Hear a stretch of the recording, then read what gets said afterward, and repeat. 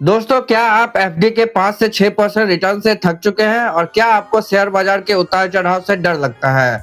आज हम बात करेंगे दुनिया के सबसे सुरक्षित इन्वेस्टमेंट गवर्नमेंट बॉन्ड्स की। लेकिन क्या आपको ये डायरेक्ट खरीदना चाहिए या म्यूचुअल फंड के जरिए? चलिए इसका टैक्स और रिटर्न का गणित समझते हैं। तो दोस्तों, जब सरकार को सड़क, पुल या हॉस्पिटल बनाने के लिए पैसे चाहिए होते हैं तो वो आम लोगों से उधार लेती है और बदले में बॉन्ड देती है। इसे हम गवर्नमेंट सिक्योरिटीज कहते हैं।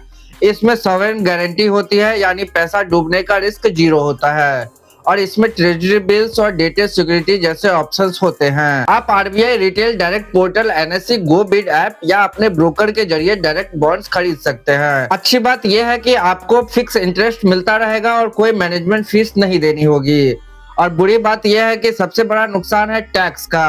गवर्नमेंट सिक्योरिटी से मिलने वाला इंटरेस्ट आपको इनकम टैक्स स्लैब के हिसाब से टैक्स होता है। अगर आप 30% स्लैब में हैं तो आपका रिटर्न बहुत कम हो जाएगा। अगर आप खुद रिसर्च नहीं करना चाहते तो गिल्ट म्यूचुअल फंड बेस्ट है। ये फंड सिर्फ सरकारी बॉन्ड्स में पैसा लगाते हैं। यहाँ इंटरेस्ट इनकम नहीं बल्कि कैपिटल गेन्स लगता है।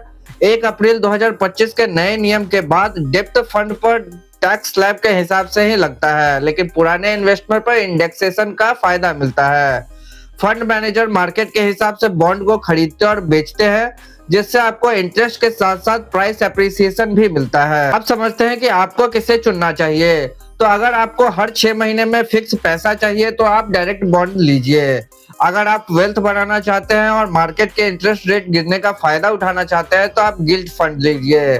डायरेक्ट बॉन्ड को बेचना कभी कभी मुश्किल हो सकता है, लेकिन म्यूचुअल फंड से पैसा निकालना बहुत आसान है। तो दोस्तों, सेफ के लिए और समझदारी से, क्या आपने कभी सरकारी बॉन्ड्स में निवेश किया है?